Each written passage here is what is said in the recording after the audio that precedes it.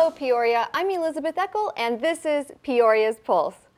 Restaurants play a large part in our daily lives, and whether it's fine dining, casual dining, fast food, or your local coffee shop, there are important codes and standards to be met to ensure your health. And in Maricopa County, the Environmental Health Division has a multitude of responsibilities when it comes to restaurants and your health.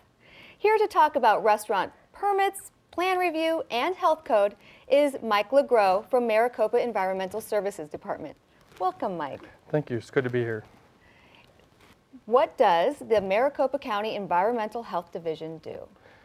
Our primary focus is to review construction plans for food service permits in Maricopa County. It's also our responsibility to issue permits to food service establishments that meet the minimum requirements of the health code. And what is your job? My job, I am one of 2 plan review supervisors with the Environmental Health Department. We have a staff of 2 development service technicians and 10 plan review inspectors that cover Maricopa County as a whole. All right, so say I want to open a restaurant. What's the first step to take? Elizabeth, the first step is trying to find a location, commercial location for you to actually conduct your food service operation. This could come in the fashion of actually constructing your own establishment or finding an establishment that has a current Maricopa County Environmental Services permit issued, or an establishment that has recently closed that may have been permitted with us once before. You're talking about permits. How do I know what kind of permit that I'll need when I open my restaurant? A lot of times, a lot of customers come in and don't realize what permits they do need, and that's where our staff comes in. When you submit an application, one of the items that you'll need to provide is a menu for your establishment. And our inspectors are trained to look at your menu to find out what exactly you're going to need for your establishment, whether it's equipment or additional facilities. And it's all based off the menu. They will help determine what permits you will need for your establishment. Mike, why do I even need a permit? The health code states that food cannot be prepared or served from a residential setting. There's no way for us to verify where the food came from, how it was prepared, and ultimately how it's going to be served. Therefore, a permit is required by Maricopa County Health Code. When do I need to go through a plan review? Well, Elizabeth, in all instances, when you submit an application with Maricopa County Environmental Services, you're actually going through plan review. Under the 3 settings that I outlined earlier, whether you're going to do a full construction, ground-up construction of a building, you definitely need to submit plans, an application, and a menu. If you're going to take over an establishment that already has a permit, generally you just need an application and a menu, unless there are other operations that you're going to expand in that restaurant, which may require a plan review. And finally, when do I get to open my restaurant? Ultimately, you get to open your restaurant once the plan review inspector has conducted his final inspection and that it meets all the minimum requirements of the Maricopa County Health Code. At that point, you'll need to pay for your permit, and then you're ready to open. I have a whole new respect for restaurant owners. That's fantastic. This has been so interesting. Is there anything else you'd like to tell us?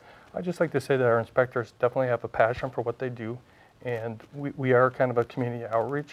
We definitely enjoy working with the customers, and we'll do anything to facilitate them getting their permit issued. Thank you so much. I really appreciate you taking the time to be here with us today. Thank you for having me.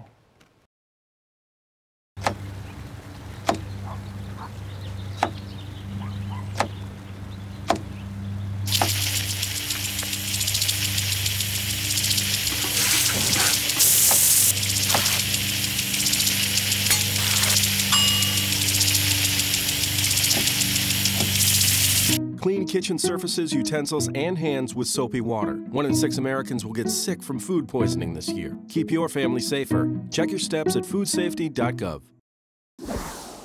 I'd like to welcome Tim HURST, who's also with the Maricopa Environmental Services Department.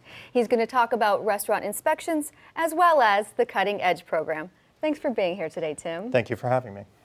What are some of the establishments you inspect? Our division inspects all food service establishments in Maricopa County, everything from retail grocery stores to restaurants, as well as convenience stores. In addition, we also inspect special events, the food booths at special events and mobile food establishments. The other types of permits that we inspect in addition to food are pet shops and pet groomers, residence accommodations or hotels and motels out there, as well as the school grounds. And what happens during a restaurant inspection? What are inspectors looking for? Basically, the way we start our inspection is we have our county identification that we bring up to the counter, and we always try to come in the front door and announce the reason of our visit. We actually ask for the person in charge, and that is the individual that we state what our purpose of the inspection is to. We try to review the menu, talk a little bit about what kind of activities may be occurring in the kitchen, and then afterwards we conduct our inspection. And during the inspection we're looking at mainly the risk factors for foodborne illness. And those risk factors include everything from time and temperature control for food safety, so proper cooking temperatures, proper reheating procedures, holding procedures, as well as sanitation of both the employees as well as all food contact surfaces throughout the facility, and preventing cross-contamination between raw and cooked products. So. And how do you determine who you'll be inspecting, and do they know you're coming to inspect? Our inspections are all unannounced, and basically what we do is we have all of our class facilities categories based on class, from class 1 through 5. 5 being the highest class, and those are the ones that are inspected more frequently. So obviously we are going to spend a lot more time in a facility that's conducting a lot of different types of food types of operations, where there might be cooking and reheating foods, as opposed to a convenience store where maybe not doing any food service preparation at all. So. And what would be considered a good inspection, and what would be considered a bad inspection? A good inspection would be one where there's no risk factors for foodborne illness, and that would be something where would constitute they would receive an A during that inspection for the majority of the time. A bad inspection is a little bit harder to define, so it depends on the nature of the types of violations that are found during the inspection. For instance, you may go to a facility that has one item out of temperature, which is a priority or a critical type violation, but if it's the only item that's out of temperature, it could be different than a facility that may have the same violation and have multiple items out of temperature, especially if a cooler is down. Now, obviously, if you have a facility that's got a multitude of critical risk factors violations, then that would constitute a bad inspection. And if an inspection is failed, how long do you give the establishment a chance to correct? Basically, what we do is all of our inspections, if you go on our website, you'll see that the majority of our violations are actually corrected at the time of inspection. So and our inspectors make every effort in order to do that.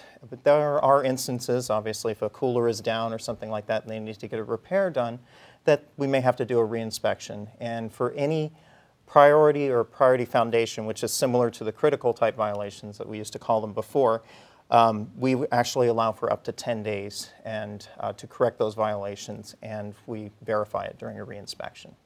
And if I see what looks to be like a questionable food safety practice in a restaurant, what should I do? We have a complaint line that you can contact. The number, if you guys want to copy it down, is 602-506-6616 to file a complaint. You can file a complaint via our website, esd.maricopa.gov.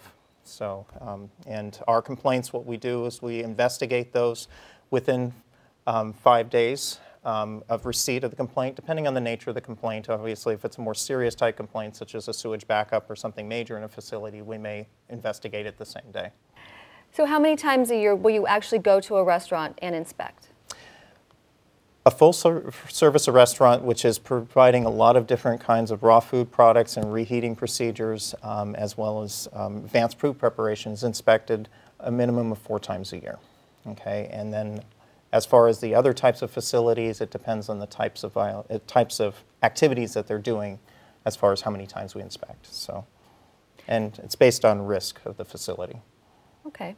We've talked a lot about the establishments that serve food, but what about the actual food servers? What role do they play in food safety and inspections? Obviously, the food servers are a critical component to every food service operation. They are the individuals that are responsible for making sure that they are preventing cross-contamination, providing safe food to the customers, cooking foods to minimum temperatures. This is why we require all food handlers to have food service worker cards, as well as at least one full-time person in charge to have a food service manager card to oversee the food service workers in his or her facility. And are inspections public record, and why should patrons be concerned about inspection scores? All of our inspections are public record. Inspection scores obviously are the first visible indicator of how a facility is doing. So if a patron is going into a facility and they're unable to see a grade, there could be a concern there. How can people find out what their favorite restaurant's inspection score is?